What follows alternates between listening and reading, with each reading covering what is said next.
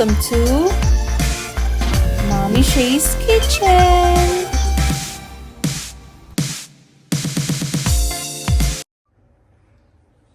Magandang araw! Ngayon ay magluluto tayo ng ginataang bilo-bilo. At ito ang mga sangkap na ating gagamitin.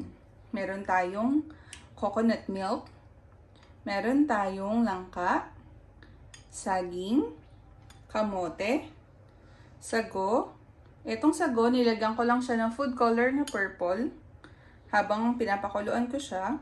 Meron din tayong asukal at meron tayong bilo-bilo. Yung bilo-bilo natin, nag-add lang din ako ng konting food color na purple sa half na pinrepare ko para magkaroon tayo ng variety of colors. At gagamit din pala tayo ng tubig. Simulan na natin ang ating pagluluto.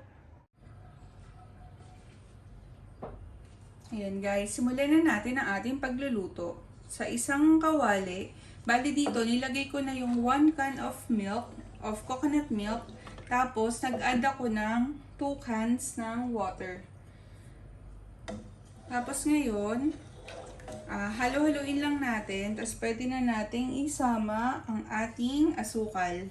Itong asukal pala, bali 1/4 cup pa lang siya yung ginamit natin.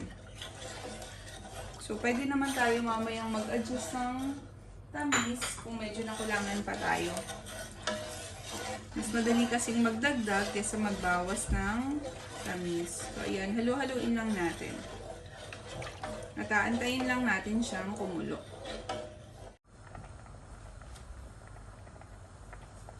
So, ayan guys. Nailagay ko na nga pala yung ating saging. Nung nag-start na siyang kumulo, nilagay ko na yung saging natin. So, ayan. Halo-haloin lang muna natin.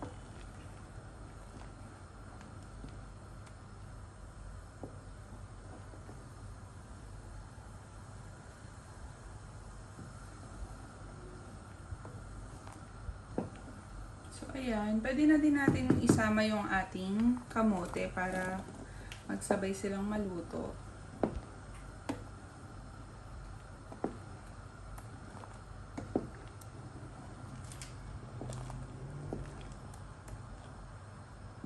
So, ayan, takpan lang muna natin. At maya-maya, pwede na natin isama ang ating langka at sago.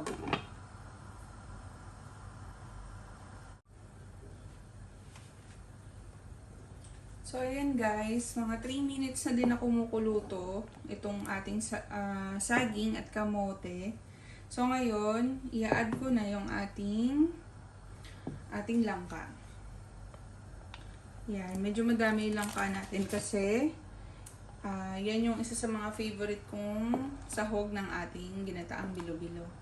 So, bali yung ginamit ko dyang langka, yung nakakad lang kasi bihira yung fresh na langka dito sa amin sa Kuwait. Tapos, ginamit ko yung lahat nung nasa can. So, kaya medyo madami siya. So, ayan. Halo-halo lang natin. Tapos, yung kamote nga pala dito, tsaka saging, medyo mabilis silang maluto. Kaya halos pinagsusunod-sunod ko lang yung paglalagay ng mga sangkap. So, ayan. Hintayin lang ulit natin siyang kumulo. Tapos mamaya, pwede na natin isama yung ating sago, tsaka yung ating bilo-bilo.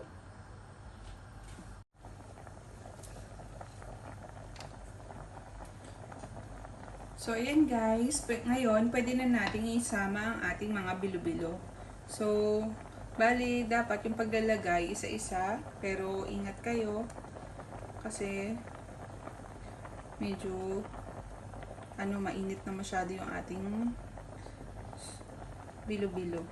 Yung ating pinapakuluan. So, ayan. Hiwalay-hiwalay yung pagbagsak natin para hindi sila magdikit-dikit. Ayan, ingat-ingat lang.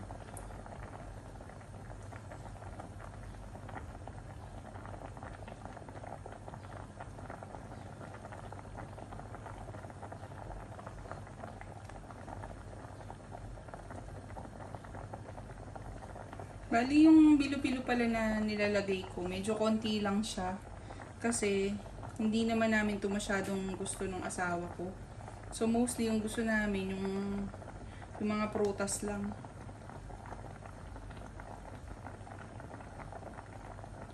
Kaya ayan, konti lang yung nilagay namin. Mas madami yung ibang sangkap.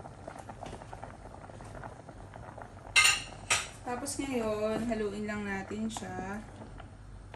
Konting halo. Tapos, malalaman nyo na kung luto na ba yung bilo-bilo kapag lumulutang na siya. So, antayin lang natin na maglutangan yung ating bilo-bilo. Ngayon, tulad niya, no? Lumutang na siya agad. So, antayin lang natin na maluto siya. Tapos, pag naluto na yung mga bilo-bilo natin, pwede na natin idagdag yung ating sago. Kasi yung sago, luto naman na yun. So, hindi na siya kailangang matagal na kumukulo.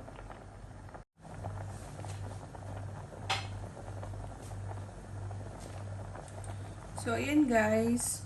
Most nung ating mga bilo-bilo ay naglulutangan na. So, ibig sabihin yan, luto na sila. Kaya ngayon, pwede na nating idagdag yung ating sago. So, yan. Ito, gustong-gusto ko din siya sa bilo-bilo. So, medyo nagdikitan yung ating sago. Kaya pwede natin siyang halu-haluin mabuti. So, ayan. So, medyo nag-purple na din yung kulay ng ating bilo-bilo kasi gawa nung sa sago. Ayan. Pero mas okay siya. Mas naging appetizing yung kulay ng ating bilo-bilo. So, ngayon, antayin lang din natin siyang kumulo at medyo lumapot ng konti. Sa bilo-bilo pala, mas gusto ko yung medyo masabaw siya or yung mas madami yung sauce niya kaysa dun sa laman. So, yan. Kaya mamaya baka magdagdag pa tayo ng konting water. At check natin kung kailangan ba nating lagyan ng pampalapot. Yung pampalapot na gagamitin natin, bali siya, glutinous flour, tapos mag-add lang tayo ng water. Konting-konti lang para medyo lumapot naman tong ating bilo-bilo.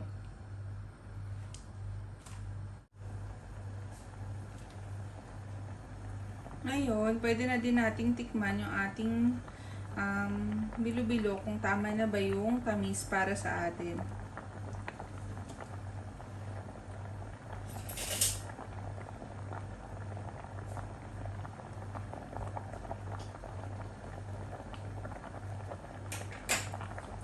So yun, sakto na yung tamis niya para sa akin. Ayoko kasi ng sobrang matamis na bilo-bilo kasi nakakaumay.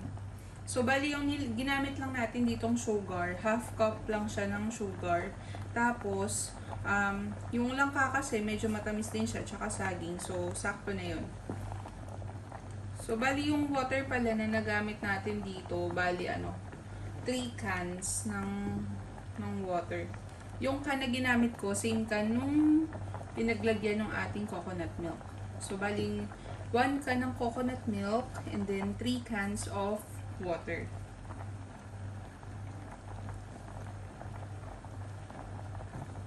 So, yan. Wait lang natin siya kahit at least mga 5 minutes.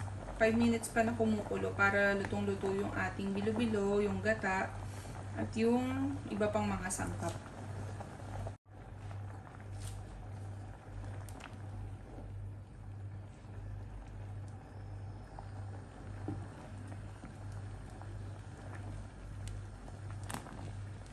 So, ayan guys.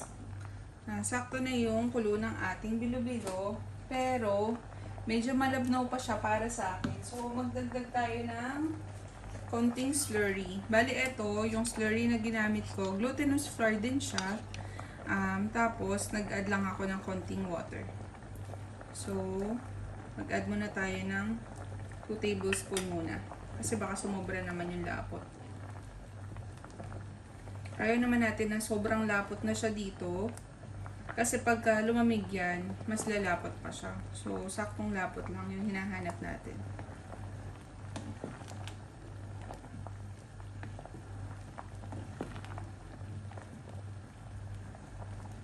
So, ayan. Mag-add pa siguro ako ng 1 tablespoon pa.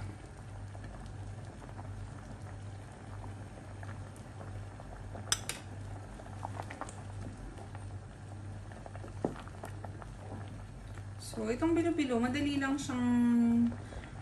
siyang lutuin compare dun sa mga ibang kakanin natin sa Pilipinas. Pero medyo matagal lang dito yung pagbilog nitong mga bilo-bilo. Kaya tingnan nyo yung ginawa kong bilog, medyo malaki. Para mabilis yung gawa. So, ayun guys. Eto, okay na sa akin yung ganitong lapot kasi pag lamig nito, ano pa yan, lilapot pa siya.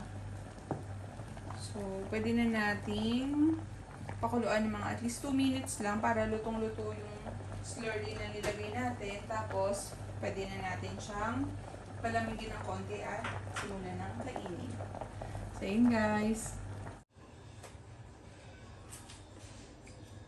So, ayan guys. Ito na yung finished product ng ating ginataang bilo-bilo. So, medyo pinalamig ko lang siya ng konti. Tapos ngayon, pwede na natin siyang i-transfer sa ating bowl.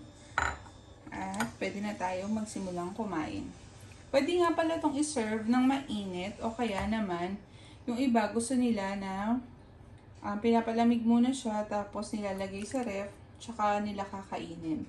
So, pwede nyo siyang kainin in either ways. So, yun guys. Kung nagustuhan nyo ang recipe na ito, don't forget to like, to subscribe, and to click the bell button para updated kayo sa mga susunod na video. So, yun lang guys. Maraming salamat!